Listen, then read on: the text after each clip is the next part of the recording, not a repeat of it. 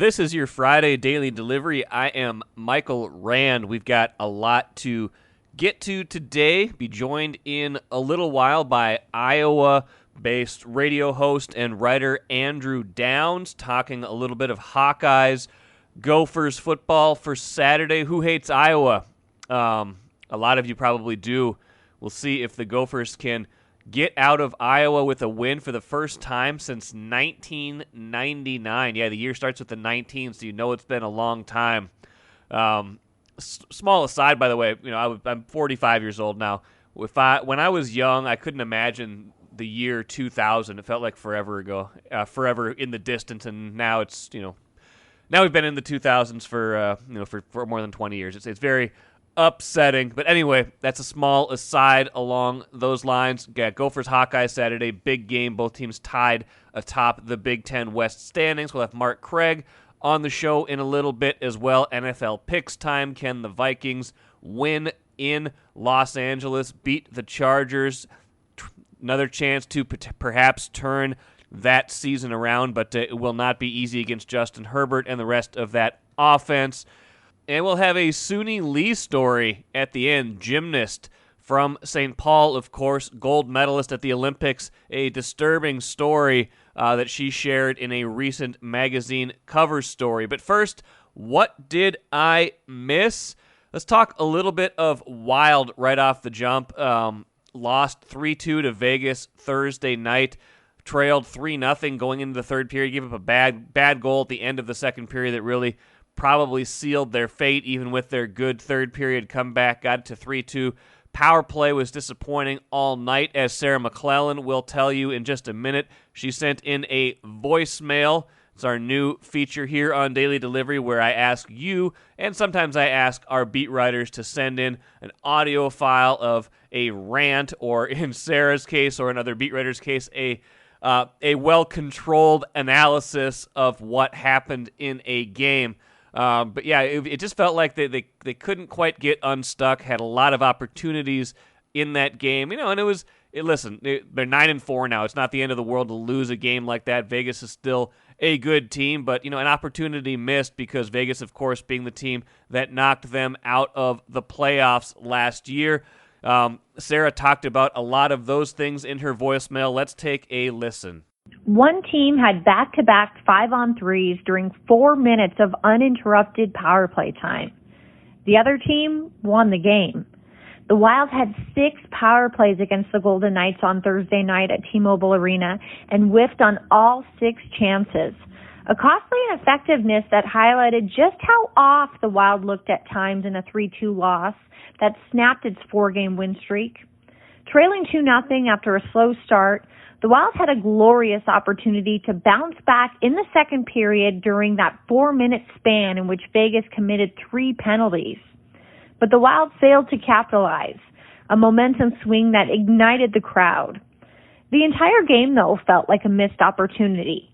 Vegas was sitting its starting goalie, Robin Lehner, and was missing a handful of regulars due to injury. This was a perfect chance for the Wild to show Vegas its early season strides after the Golden Knights knocked the Wild out of the playoffs last season.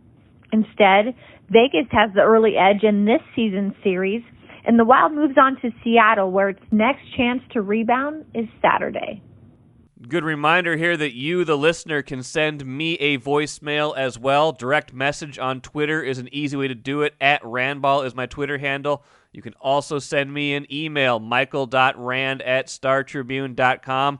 Record it on your phone, hit send, give it to me, and I will play it on this podcast. Should be a lot of things to rant about in the next few days. Speaking of ranting, another Minnesota team out on the West Coast right now, the Timberwolves. Story struck me.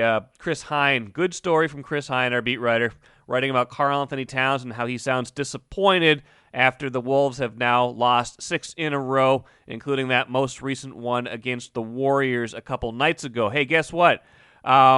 If you're upset, Carl, do something about it. Here's his quote: "Just want to win. I can't elaborate too much on that. I just want to win. We got to play our way to get respect. We're just not getting it." Earlier, he said he'd said about losing streaks, how they kind of add up in Minnesota. You know what? Karl-Anthony Towns is still he's a max player. This is his 7th year. If you're not winning, it's partly because of you, Karl. It's partly because you aren't giving them what they need, especially in the context of games that are slipping away. He's still, not having the right maturity level in certain games, still not delivering what they need. I've harped on this before, but during that the first 4 games of this losing streak, when they were at home playing winnable games, he was a minus 97 in those games. And again, that's a team stat to a certain degree. Sometimes you can't control what happens when you're on the court, but sometimes you can. And there is a maturity level that I still don't see out of him on the court. And if he seems downtrodden because they're losing, I'm not buying this woe is me stuff. If that's what he's bringing to the table, I'm saying, Karl-Anthony Towns, you need to do something about it if you want to get out of this rut. Take a playcation to Mystic Lake. With 24/7 gaming, the good times never have to end. And you can satisfy your cravings at our restaurants and bars. Or relax in one of our luxurious hotel rooms. Those that play together, stay together. And don't forget to join Club M so you can spark new memories and bask in the rewards along the way. Follow the lights to Mystic Lake, where every day is play day. Happy to be joined on Daily Delivery today by Andrew Downs. Works in Hawkeye Country, works for 106.3 FM KXNO Radio, and also does some writing down there, covers a lot of Iowa Hawkeye sports. Of course, the big game this weekend down in Iowa, Gophers against the Hawkeyes. Andrew, welcome to the show. Hey, thank you for having me. So, I haven't talked to you before, but I follow plenty of Iowa stuff, especially as it relates to Minnesota. Give me the, Iowa football was flying high. Maybe flying high is the wrong word, because even when they were going well, it wasn't exactly a high octane team. But what's happened lately that has, kind of taken their season into a little bit of a detour here? It's a few different things. There were a lot of, even in that 6-0 start and that rise to number 2 in the country, there were always some questions about specifically the offense, and the offensive line couldn't come together like some Hawkeye offensive lines have in the past. Was their offense dynamic enough, especially in the passing game, to win a shootout, to win a game where they needed to make a big play or have a big drive? And then lastly, can this defense continue to turn the other teams over at the rate that they were through the first 6 games? And then it was kind of a perfect storm against Purdue and then against Wisconsin, where those things didn't happen. The offense couldn't kind of battle out of a hole, and you saw kind of all of the bad things come together and 2 losses. And so I don't think any Hawkeye fan was overly surprised that they were tripped up, certainly not by Purdue, who's beaten Iowa 4 the last 5 years. And you always wonder about a trip to Wisconsin. You guys know that. That's a tough place to go and play. But it was certainly disappointing to see kind of all of the hope and the hype go away so quickly after you get that number 2 ranking and you had that 6-0 start to the season. It felt like the first half of the season was the tougher half. Games against Indiana, Iowa State, Penn State, a Maryland team who at the time was undefeated. And Iowa passed all those tests with flying colors. And then you get into the second half of the season and the Big Ten West, and you have these rivalry games, these coaches who know your team and your schemes and your program so well, and it just hasn't gone the way that Hawkeye fans had hoped it would. It was nice to get back to a win over Northwestern on Saturday night, but even that was kind of a lackluster win. You had to hold on for a 5-point win against a bad Northwestern team. And Hawkeye fans have lost a lot of games in Evanston, and so we'll take a win however it comes against Northwestern, but I don't think any Iowa fan is like overly confident that they're going to, run the table and make a play for the Big Ten West here this season. It feels like they kind of are who they are, and maybe some of that stuff in the first 6 weeks, I don't want to say it was a fluke, but maybe it came a little easier than maybe it should have. Is there any, with that as a backdrop, what's the confidence level with, not just from fans, but with the team going into this game against Minnesota, which has had its own stumbles this season as well? You find us in a really interesting position because, as I said, with the game against Northwestern on Saturday, the biggest thing that happened in that game was a change at starting quarterback. And a part of that is because of injury to Spencer Petras and his shoulder. And a part of that is just, again, the ineptitude of this offense, certainly against Purdue and Wisconsin, where I was only able to score a touchdown in each of those games and of course, lost both of those games. And so Alex Padilla came in at the end of the first quarter against Northwestern and provided a spark for this offense. Now, is that because Northwestern is bad at defense, or is it because Padilla has, some unknown qualities that Spencer Petras didn't have? That's yet to be seen, and we'll find out some of that this weekend because Spencer Petras is not listed on the 2 deep due to that injury. Alex Padilla is set to be the starter, so this will be his very first start. Certainly his first, Big Ten game like this inside Kinnick Stadium. So, will he rise to the moment? He was able to connect with some of our young talent at the receiver position, both Keegan Johnson and Arlen Bruce, who are both freshmen, and really feel like the future of the wide receiver position at Iowa. And he had a better connection with them than Spencer Petras has. So does that mean that those guys are going to get more involved in the offense this week, and maybe we will see a more dynamic Hawkeye offense?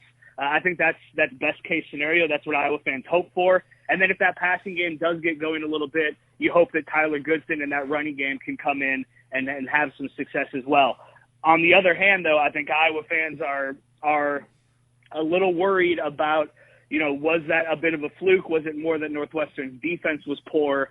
And is Alex Padilla, because there's a reason Alex Padilla hasn't started up until now, right? He hasn't shown in practice that he's the number one guy. And so I don't think anybody thinks he's going to come in and be some sort of savior. So there's a chance that you're going to see another anemic performance by this offense. And if that's the case, can Iowa kind of battle out of a hole if they fall into one? Can this defense turn Minnesota over and set the Iowa offense up with some short fields or maybe even score themselves? Can Iowa special teams get back to what it was the first 6 weeks where the punter, Torrey Taylor, was knocking everything inside the 5-yard line, and they made every field goal. So again, it feels like this is an Iowa question, and really it feels like that for the next 3 weeks for the Hawkeyes. It's less about the opponent, and that's no disrespect to Minnesota or anything that the Gophers have done this year. But if Iowa shows up and plays the way it's capable of playing, I think Iowa can win this game fairly easily. If they show up the way they did against Purdue and Wisconsin, Minnesota's going to get its first win inside Kinnick Stadium in 2 decades. You're right. It's been, since 99, I think, and it's been this rivalry's gotten lopsided. Even, I think the last 6 have gone Iowa's way. I was actually looking at the trophy series is exactly deadlocked right now, even though Minnesota has the overall series edge. I think the trophy, since they've been playing for Floyd of Rosedale, I feel like it's like 42, and 2 or something like that. It's exactly even. So we'll see that.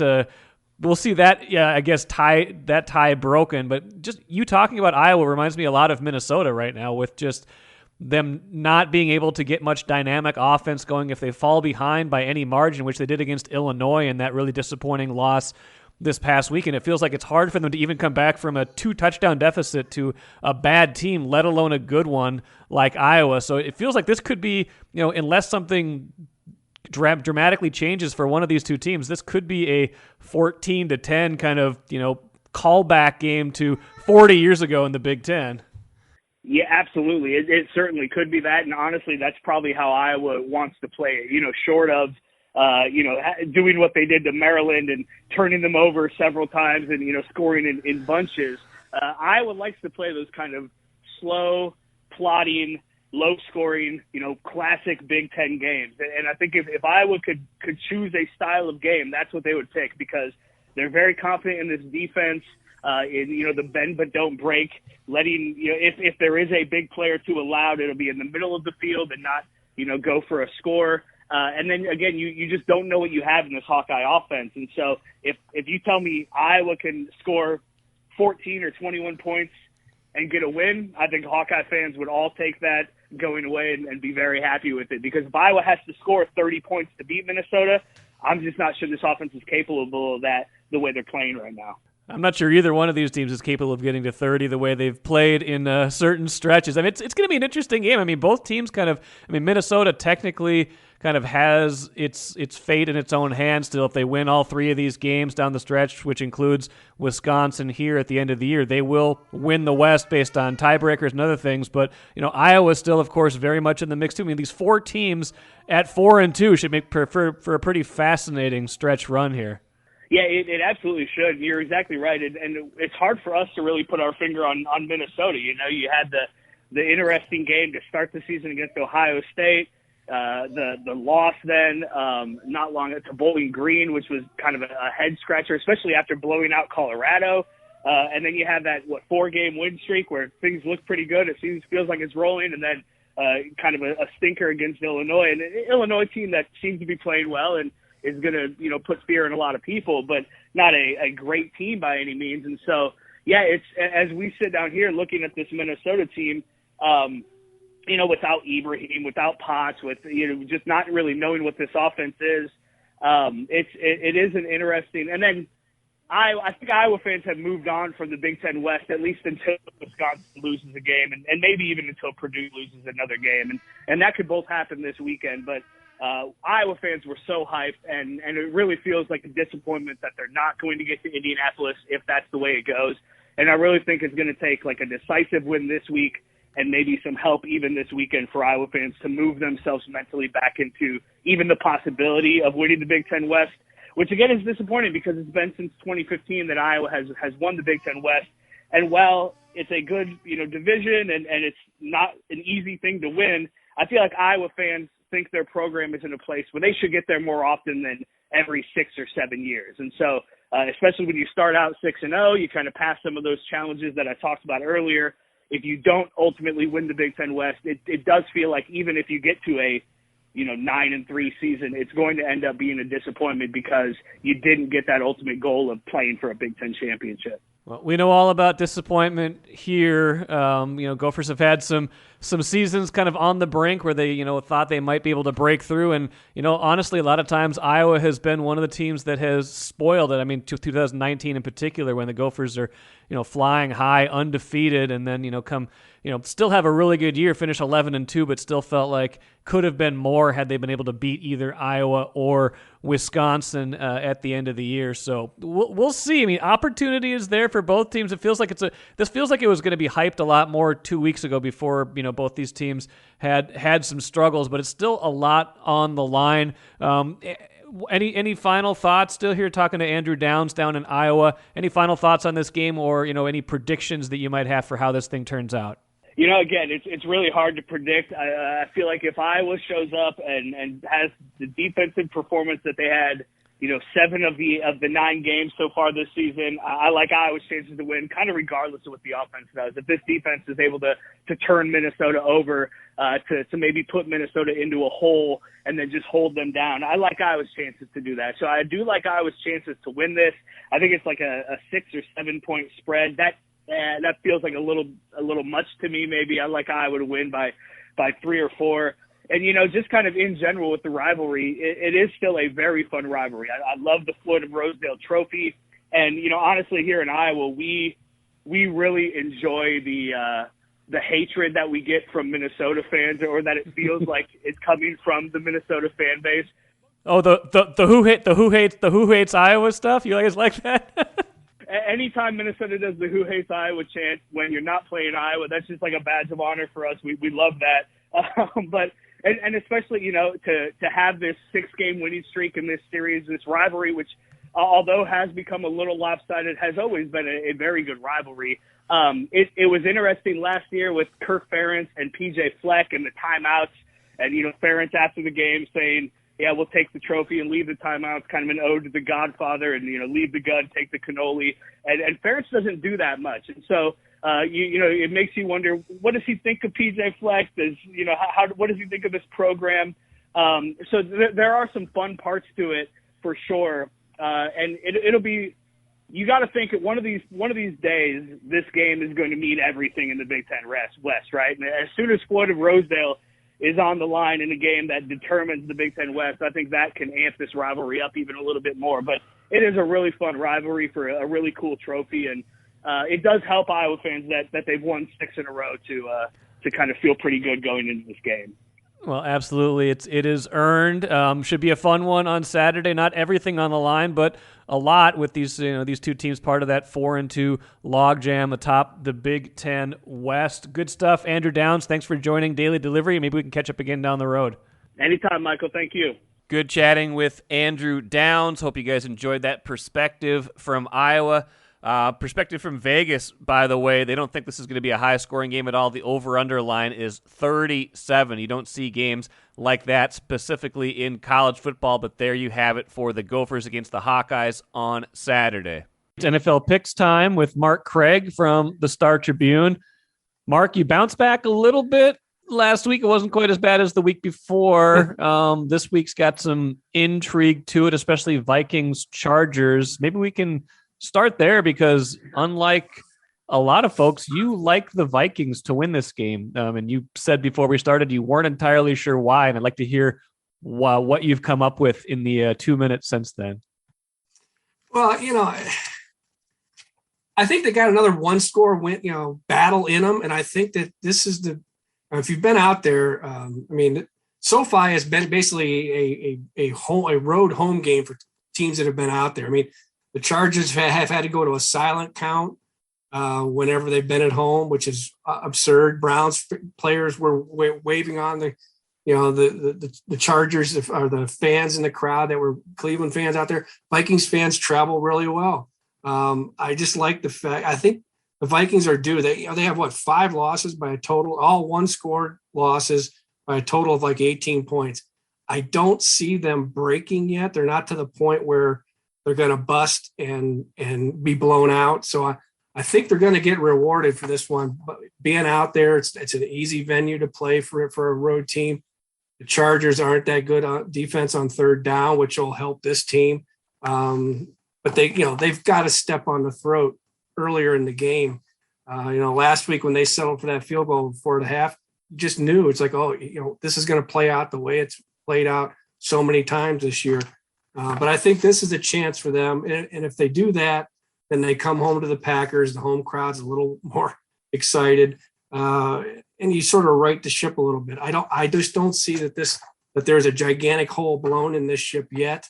I think that they got some fight. Plus, just let's face it, when a team goes through what they're going through this week, typically they rebound even more. So that's my story, Michael, and I'm sticking to it.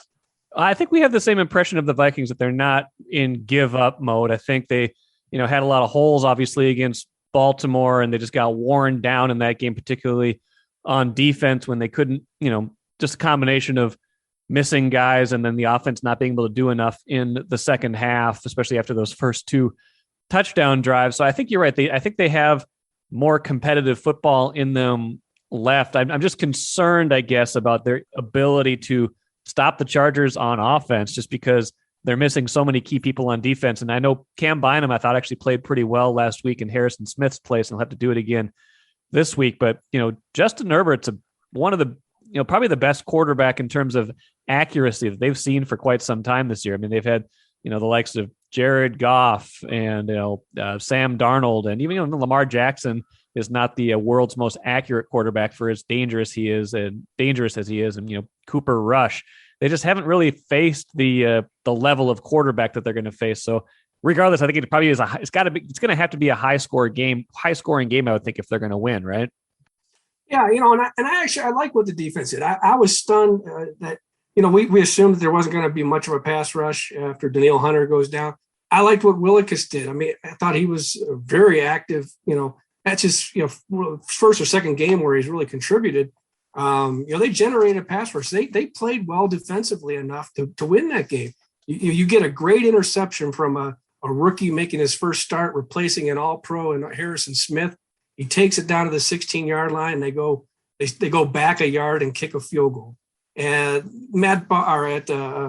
Anthony Barr has the splash play that we've all been whining about that he hasn't had in 7 years. It was like a play he made his rookie year. He does that. The Vikings go 3 and out and punt. I mean, the defense played well enough to win. It's the quarterback. It's the play calling. It's seizing the opportunities that the defense laid in front of them. One, to put the game away at the end of the first half, and the other to win it in overtime. I think the defense, obviously, they played 89 snaps or whatever it is. They got worn out, but I think that there's still enough pop in this defense, and maybe they get Pierce back. Maybe I'm not sure where Peterson stands, but they got enough left in them to play another game where it's just up to the offense to do. The offense should be carrying this team, and right now, when it's handed opportunities to carry it, it just doesn't come through. First drive, great. End of games when you're desperate, great. But in the middle, whenever they need to put a boot on the neck, they don't do it. As you assess it, and I've talked to Andrew Kramer about this, I've had my own thoughts about this. As you think about the play calling, as you think about Kirk Cousins, as you think about receivers maybe not getting open sometimes, as you think about the offensive line struggling to a certain degree, especially up the middle, allowing some pressure there on Cousins. Do you have an order in which you kind of rank those things in terms of A, what's the most culpable, and B, what's the most fixable to help get this offense going? Well, I mean, I would say the most culpable is the quarterback. I mean, you're paying a quarterback $33 million. You put him in that bank account where he's supposed to be making blemishes go away. That's what the great ones do. He's been fantastic. He's been worth every penny on some of these late drives. But there's some moments where a good example is, I think Andrew reviewed these plays. Second down after Bynum's interception, the pass to Thielen on second down. Udo gets blown up, gets run into Ham, who falls down, and there's a rush up the middle. It's a rush, but I think a great quarterback sidesteps it or makes a little more accurate throw. Even Kirk after the game was saying he should have put the ball on Thielen on that play, and then one play later, the third down play, I think he hops it to Jefferson on the other side. So it's a shared blame, but I think the quarterback is supposed to make things bad go away, and he has the ability to do that. He just doesn't. He has the arm strength and the accuracy to do something special, and he time after time won't take advantage of that. And he also has the receivers that can make the plays. And I'm sure if you talk to the receivers and they were speaking frankly, especially Jefferson, they wouldn't be happy right now with not being given some opportunities to help dig out of this hole. And the quarterback should be given them more opportunities. We talk about quarterbacks. Interesting as we shift gears a little bit within the division. Seattle against Green Bay this week. Kind of an unknown there. I mean, you would imagine Aaron Rodgers plays as long as there's no setbacks in his COVID recovery. He would be eligible to play. Russell Wilson also eligible to play. The dynamics of that matchup obviously change a whole lot depending on what quarterback suits up for which team.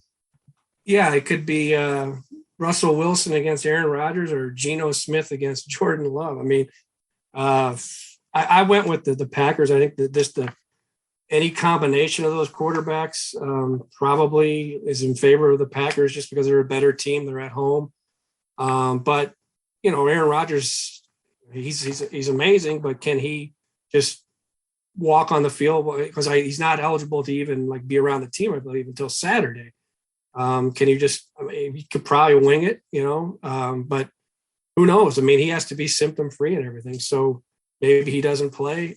But I take all the scenarios into consideration. I like the Packers at home.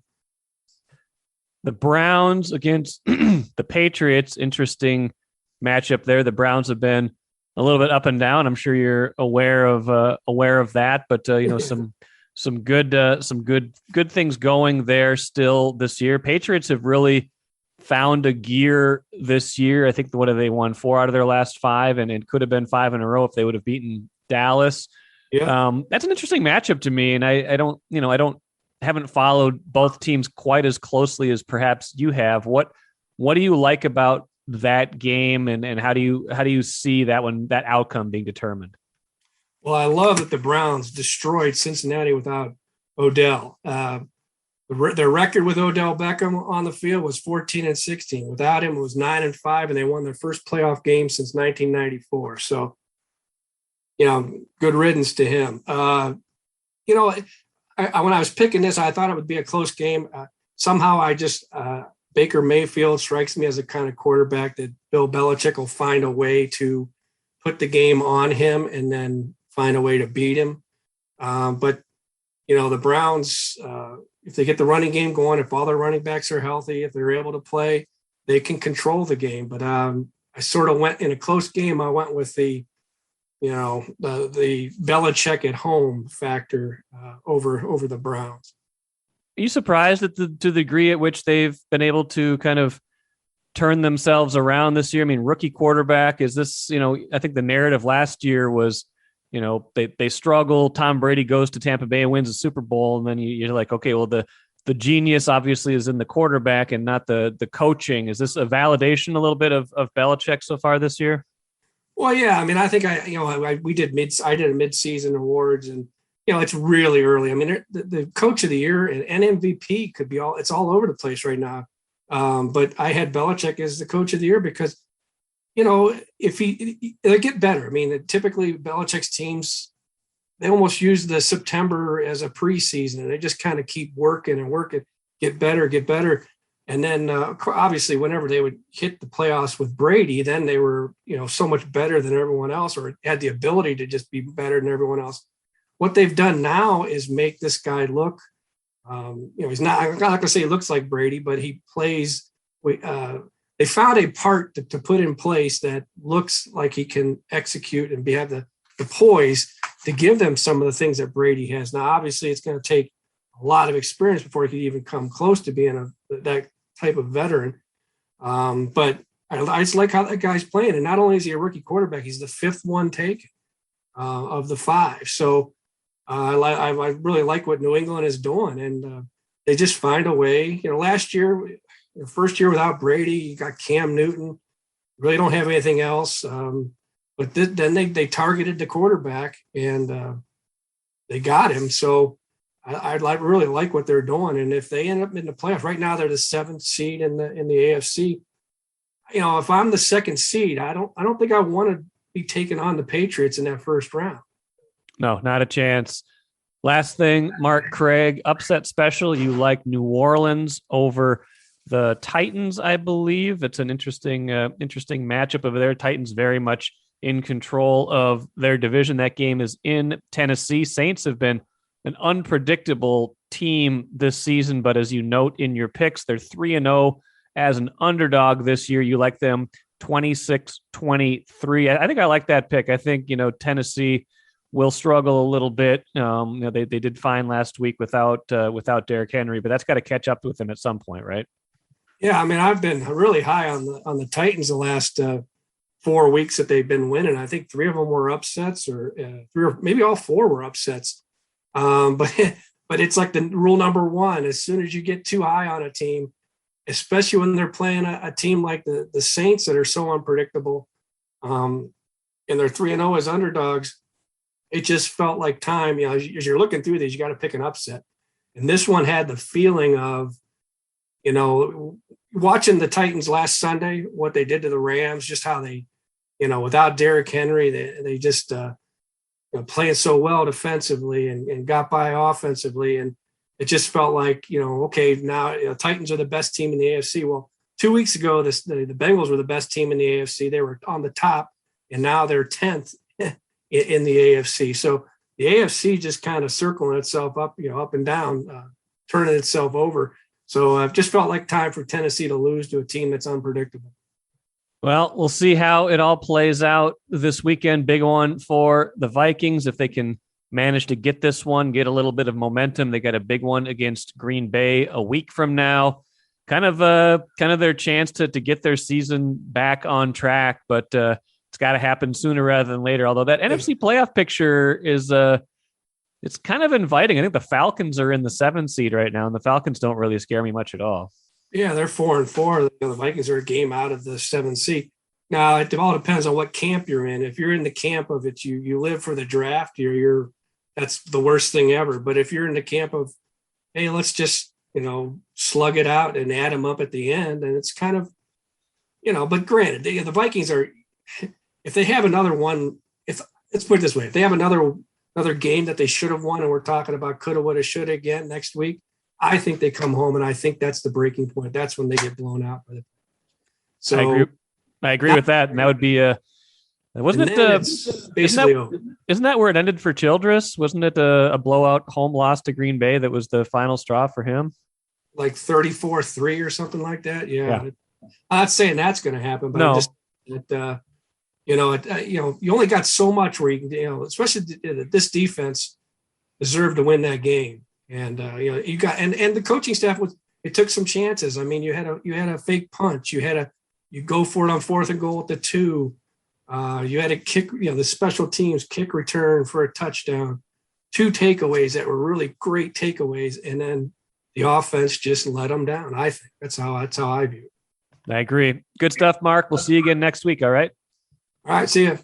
Always enjoy catching up with Mark Craig for the weekly picks segment. It's a weird league, you guys. It's hard to pick these games from week to week. I think Thursday's game between the Dolphins and the Ravens is another example of that. Dolphins win 22-10. I actually don't think Baltimore is all that good, and I think we might get to the end of the year and think about the Vikings game there as an even bigger missed opportunity than we already are, given they lost a 2-touchdown lead in the second half in that game. But Baltimore just strikes me as a team that might hit a slide here pretty soon. I just don't feel like they're a very good or well-rounded team, and the Dolphins exposed them and only gave up 10 points to Lamar Jackson and that offense in that game. Let's finish with the cooler, disturbing story, like I alluded to at the beginning, involving Suni Lee, the Olympic gymnast from Minnesota, told Pop Sugar that she was in Los Angeles recently and was the victim of a racist attack. She was waiting for a ride when a car drove by. People were shouting racial slurs. She was pepper sprayed on the arm, and it's just that's awful. I mean, the context of it, of course, being that there's a lot of anti-Asian hate incidents that have been happening, and she said felt like she couldn't do anything about it because she was worried about her reputation. If she retaliates, then does she wind up in the tabloids, things like that. But long story short, awful that happened to her, and hopefully her speaking out about that will have some measure of keeping this from happening to other people in the future. That will do it for this week. Should be plenty to talk about on Monday and the rest of next week. Got the Vikings playing this weekend, the Gophers playing this weekend. Got Minnesota United playoffs coming up a weekend from now. Should have a good Minnesota United guest sometime next week as well. So look forward to that. Have a great weekend. We'll be back at it on Monday.